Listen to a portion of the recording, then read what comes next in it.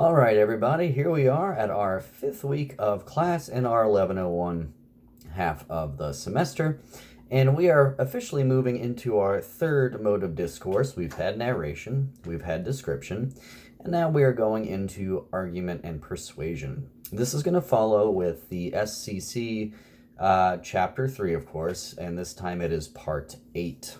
Okay, so you have SCC exercises this week inside of 3.8. So that is one thing you have to do. Another thing you have to do is a discussion forum that is also active this week, and that is on 2 essays that you will read in our 1101 reader. They are classic essays. They are classic examples of argument and persuasion. They're also classic examples of humor, satire, and irony. Okay, if you don't know what these words mean, irony, it is doing or saying something, but you are actually intending the opposite of that thing that you said or action that you committed to take place. Bad way of vocalizing it, of expressing it, but for example, verbal irony would be me looking outside where it is raining and storming and saying, "Oh, what a beautiful day it is." I'm saying it's a beautiful day. I don't really intend to communicate the idea that it truly is a beautiful day. Just look outside. My God, it is storming and raining. So I'm actually, I mean the opposite of what I say. Okay. There's examples of situational irony, dramatic irony throughout literature, throughout ancient Greek theater, Shakespearean theater, etc. So what we have 2 examples of here, we have irony used, but note how it's used, okay? We have A Modest Proposal by Jonathan Swift. You've probably heard of this before, even if you haven't read it. It's one of the giants of American letters here, or not American, British letters, English letters. Jonathan Swift, an Irish clergyman from the 18th century.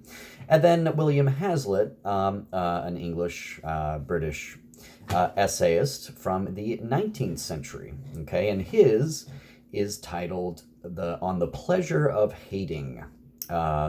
So you have to ask yourself, does he have a point here? Do people derive a certain pleasure out of harboring resentment or hating people or wishing people ill? Okay, we all become envious and jealous. Yours truly is not immune to those human foibles. Okay, we all experience these things. We get jealous and angry and vengeful. But notice the way in which Hazlitt crafts these ideas, how he communicates the notion, the concept of hating and all of its various permutations.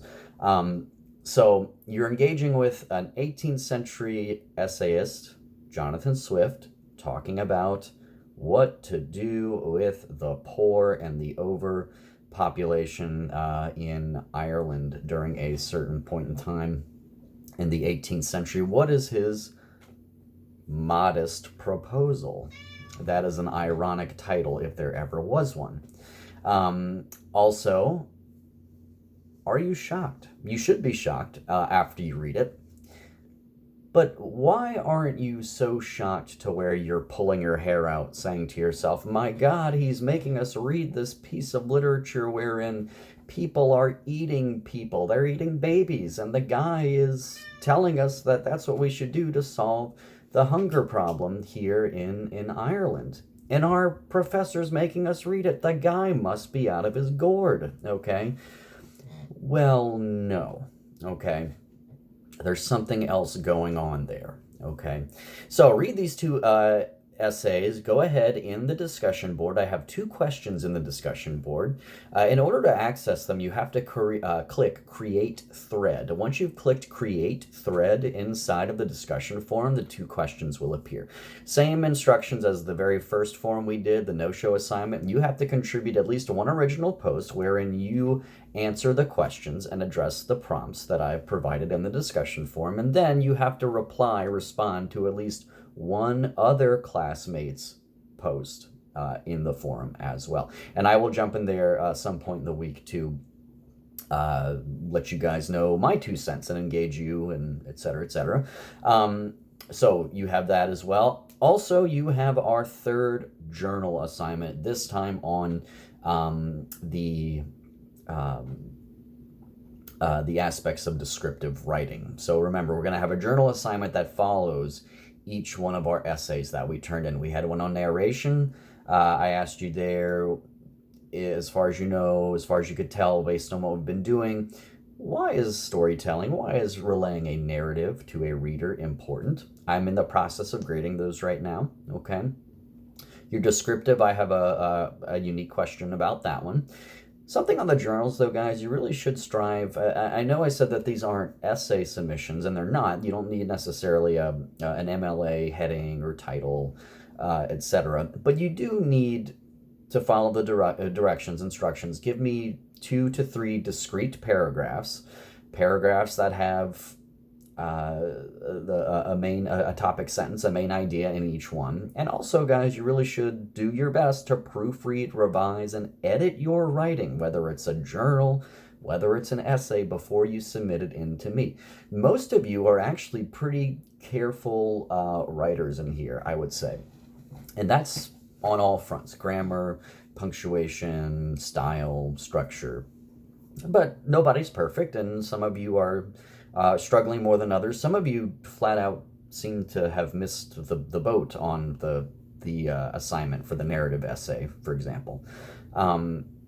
So I don't just award you an A. Okay, you have to earn an A. And by the way, an A is rare. Again, what does an A mean? Good, or I'm sorry, an A means great to excellent. As far as I'm concerned, if you get an A and that's as low as a 90 on an essay in this class, pat yourself on the back, okay? Some of you submit things to me, emails saying, why didn't I get a perfect score on A, B, and C? Come again? A perfect score? There ain't no such thing, okay? I get what you mean, all right? You want to know why you got the grade that you got. And by the way, if you ever want a more detailed explanation, email me and I'll let you know. Keep in mind, I have over 100 students, all taking 1101, all doing the same thing that you guys are doing. I'm getting essays at a certain time. I have to read and grade them all. I don't have the time in human capacity. Now, if I had a TA, that would be something different, a teaching assistant, somebody else to help me in this regard. I don't have the time to offer detailed, fine-tooth comb comments to everything that you do. I try to make banner, big picture comments, highlighting in your essay, giving you some comments there. And sometimes I'll offer like a big picture global comment in the comment section in the Dropbox in which you guys submitted your essay, okay? But if you want a more detailed reason why, or if you want me to explain a little more, you're perfectly entitled to have an explanation. It's your work, you're being graded on it, you deserve to know why you got what you got. Okay, so don't hesitate to reach out to me. I just want to let you know that I'm not going to necessarily give you a extremely detailed page upon page report and analysis of everything that you did right and wrong in your essay. So I just wanted to make that clear. So your descriptives are just turned in. We're getting into argument and persuasion. What might you want to argue about? Now, you'll see on the announcement this week for this essay, the first essay, we do this in 2 versions. The first version, due not at the end of this week, but at the end of next week, is an essay in which you are not including any research.